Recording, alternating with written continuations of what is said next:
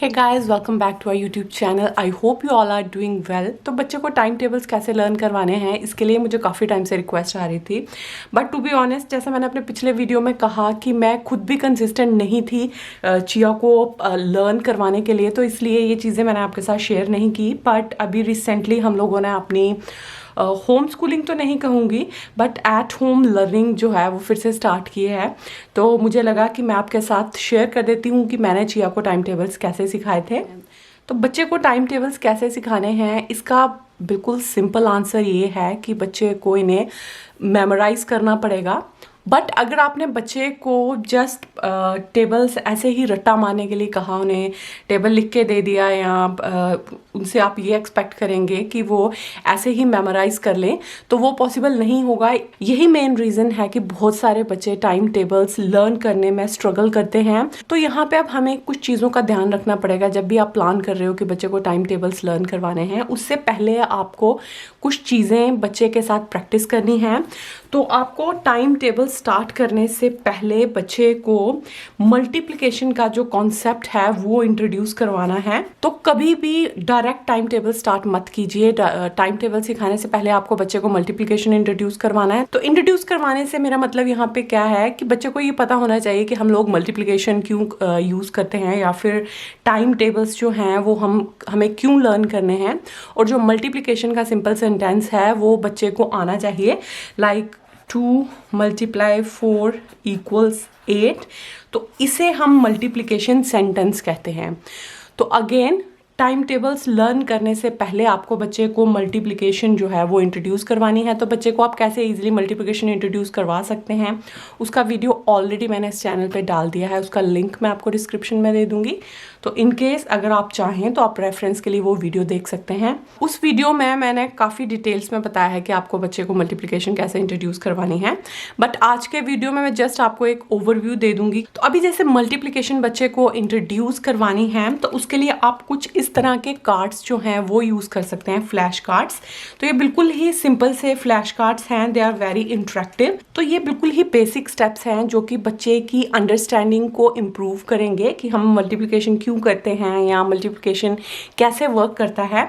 तो आप कुछ इस तरह के कार्ड्स जो हैं वो बना सकते हैं। सो फॉर एग्जांपल आप देख सकते हैं इस कार्ड में सिंपली यहाँ पे क्या है, 3 डिफरेंट ग्रुप्स हैं। तो अब यहाँ पे बच्चे को क्या करना है कि सिंपल है कि यहाँ पे कितने ग्रुप्स हैं, तो वो बच्चे को यहाँ पे नंबर ऑफ ग्रुप्स लिखना है। वी हैव 3 ग्रुप्स ऑफ, और हर एक ग्रुप में कितने ऑब्जेक्ट हैं, 1 2 3 4 5 6 7। सो 3 groups of 7।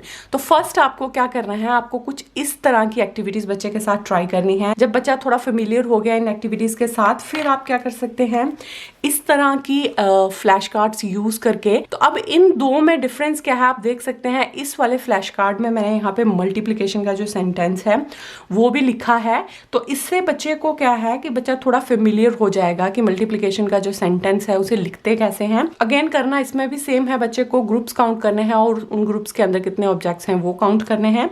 So we have 4 groups of 4 objects.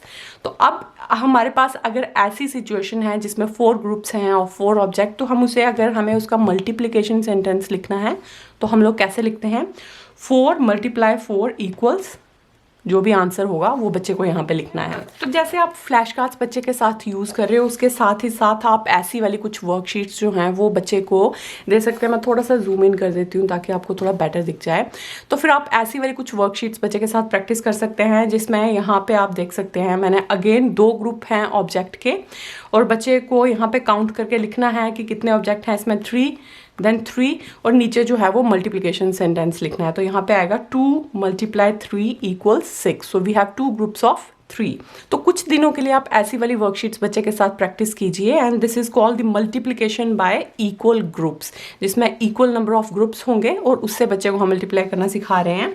तो कुछ टाइम इक्वल ग्रुप की मल्टीप्लिकेशन प्रैक्टिस करने के बाद you can move on to multiplication by repeated addition. तो अभी अगर हम यहाँ ये एग्जांपल ले लें तो आप देख सकते हैं यहाँ पे क्या है, find the total number of toys. तो आप देख सकते हैं कि we have 3 different groups of toys, और रिपीटेड एडिशन में क्या है कि हमें नंबर ऑफ ऑब्जेक्ट्स जो होते हैं वो लिखने हैं। जैसे 4 +4 तो यहाँ पे हम लिखेंगे 4 + 4 + 4 विच इज इक्वल टू 12। तो अब इसका मल्टीप्लीकेशन सेंटेंस क्या आएगा कि we have 3 groups of 4, so 3 × 4 = 12। और अगर आप इसे रिवर्स ऑर्डर में लिखेंगे कि 4 × 3 = 12, वो भी सेम होगा। तो अगेन कुछ दिनों के लिए आपको इस तरह की वर्कशीट्स जो हैं वो प्रैक्टिस करनी है। आफ्टर दैट आप सिंपल इस तरह की वर्कशीट्स बच्चे को करने के लिए दे सकते हैं। यहाँ पे आपने ना तो नंबर ऑफ ग्रुप्स उनसे पूछा है, ना ही आप रिपीटेड एडिशन पूछ रहे हैं, आप जस्ट बच्चे को मल्टीप्लिकेशन सेंटेंस लिखने के लिए दे रहे हैं। तो अब ये था मल्टीप्लिकेशन का इंट्रोडक्शन कि बच्चे को आपने मल्टीप्लिकेशन जो है वो इंट्रोड्यूस करवा दी। Now you can start with time tables. तो जैसा मैंने आपसे पहले कहा कि टाइम टेबल्स बच्चे को मेमोराइज ही करने हैं, बट अगर आप एक प्रॉपर ऑर्डर में उन्हें ये इंट्रोड्यूस करवाएंगे तो ज़्यादा डिफिकल्टी नहीं होगी बच्चे को इन्हें मेमोराइज करने में। तो जब मैंने जिया को टेबल सिखाए थे तो मैंने 1 के टेबल से स्टार्ट किया था।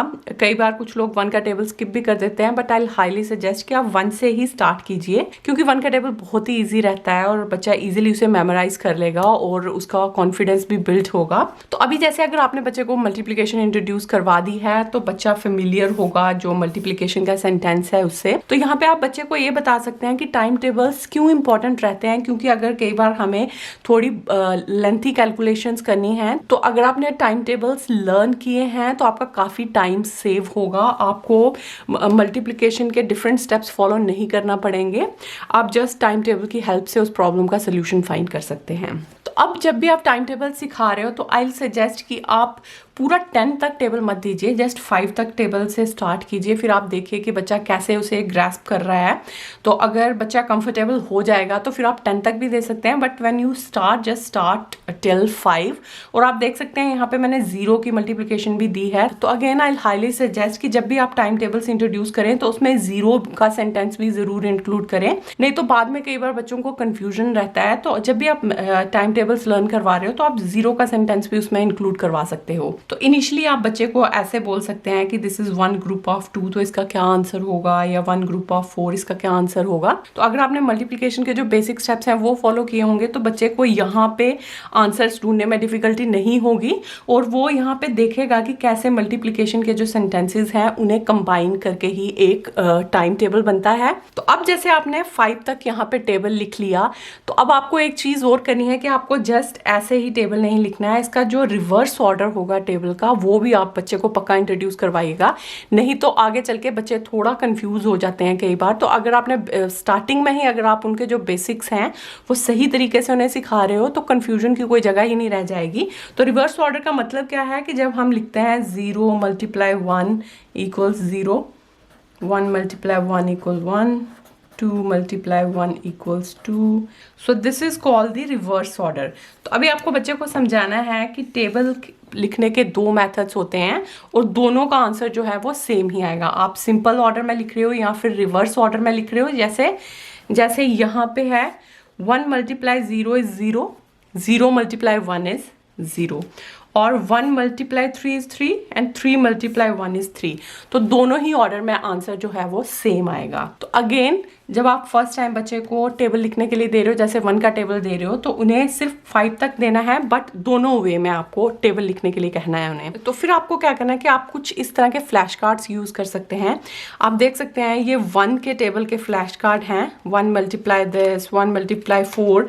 तो बच्चे को क्या करना है, जैसे अगर आपने 5 तक का भी इंट्रोड्यूस करवाया है तो जस्ट आप बच्चे को ये 5 फ्लैश कार्ड्स दे दीजिए और इनका आंसर लिखने के लिए कहिए। Like 1 × 1 is 1, then 1 × 1 is 1, then 1 × 2 is 2, 1 × 3 is 3।